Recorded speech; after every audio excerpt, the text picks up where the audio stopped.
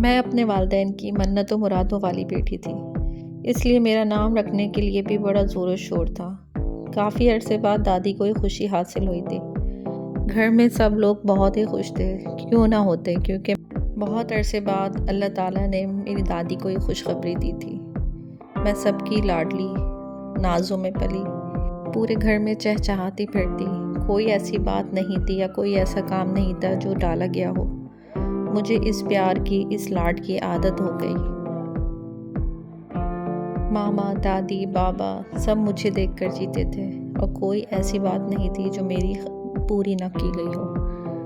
5 سال بعد میرا بھائی اس دنیا میں آ گیا، جو کہ مجھے بالکل بھی اچھا نہ لگتا تھا۔ کیوں اچھا لگے؟ کیونکہ اس نے میری جگہ لے لی تھی۔ مجھے وہ بالکل اچھا نہیں لگتا تھا، کیونکہ وہ ہر وقت میرے مما بابا کے پاس رہتا تھا۔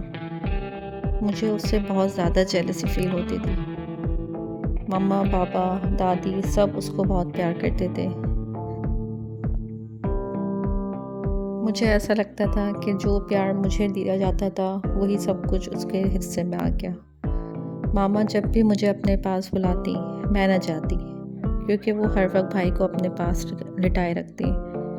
میں اب کافی غصہ والی اور چڑچڑی ہو گئی تھی، اس لیے اکثر ماما سے ڈانٹ بھی کھاتی اور اکیلے میں روتی رہتی۔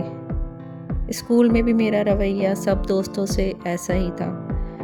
ٹیچرز بھی میرے رویے سے کافی پریشان تھے، اور آئے دن وہ میری مما بابا سے شکایت کرتے۔ اب میرا بھائی بھی آہستہ آہستہ بڑا ہو رہا تھا۔ ماما جب بھی کہتی کہ بھائی کو کھانا کھلا دو یا بھائی کو پیار کر لو، تو میں اس کی طرف دیکھتی بھی نہیں تھی۔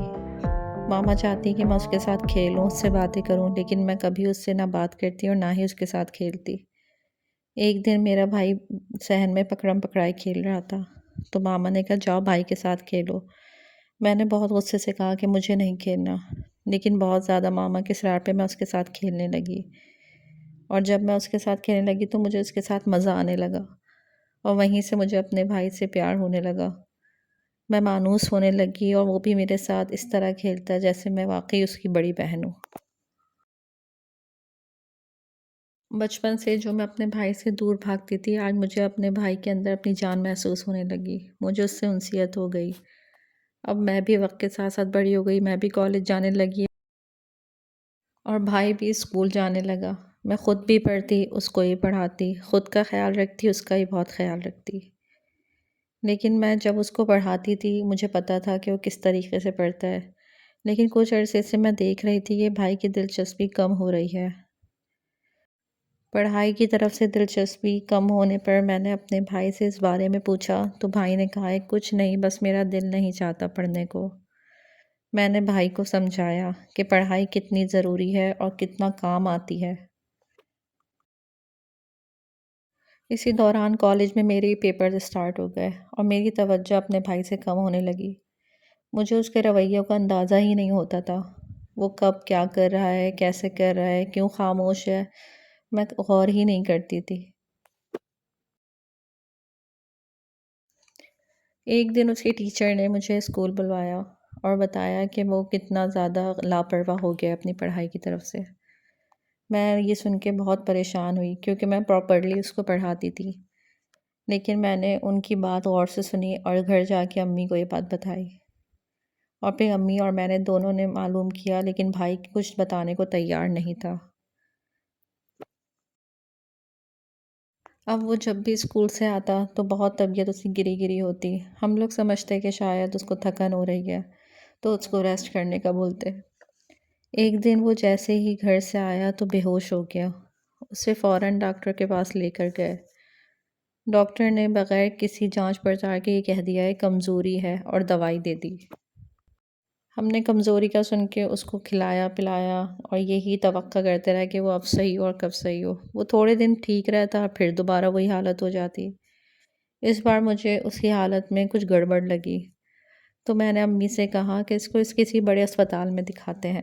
جب اس کا معائنہ ہوا تو پتہ چلا کہ اس کے جسم پہ ڈرگس کے اثرات ہیں، اور یہی ڈرگس اس کو اندر سے کھوکھلا کرتی جا رہی ہے، اور ہم سب بہت پریشان ہوئے۔ اس کو تھیراپسٹ کے پاس لے کر گئے۔ وہاں اس نے بتایا کہ اسکول میں کچھ بچے اسے تنگ کرتے ہیں، اسی وجہ سے پریشان ہو کر اس نے ڈرگس لینا شروع کی۔ ہم سب بہت شرمندہ ہوئے اور یہی سوچتے رہے کہ ہم نے وقت رہتے اس بات کو کیوں نوٹ نہ کیا، لیکن جو گزر گیا اس پہ پچھتانے کا کوئی فائدہ نہیں تھا، اب ہمیں آگے کی سوچنی تھی۔ پھر آہستہ آہستہ ہم نے اس پہ توجہ اور زیادہ کر دی اور اسے اپنے اعتماد میں لے کے اس ڈرگس جیسی برائی کی لعنت کے بارے میں بتایا۔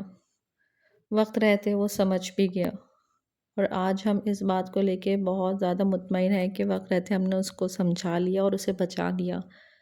نہ جانے بڑے ہو کر اس پہ وہ چیزیں کیا اثرات کرتی ہیں اور وہ شاید ہمارے ہاتھ سے نکل جاتا۔ آہستہ آہستہ وہ ہماری توجہ سے اپنی شخصیت کو نکھارنے لگا اور ڈرگ سے دور ہوتا گیا۔ سچ ہے کہ کسی کی توجہ آپ کو نکھارتی ہے اور کسی کا اگنور کرنا آپ کو کہیں سے کہیں پہنچا دیتا ہے۔ آج میں جب اپنے بھائی کو دیکھتی ہوں تو اس وقت کو یاد کرتی ہوں کہ شکر ہے کہ اللہ نے ہمیں اس مصیبت سے نکالا اور وقت رہتے ہمیں اس چیز سے بچا لیا۔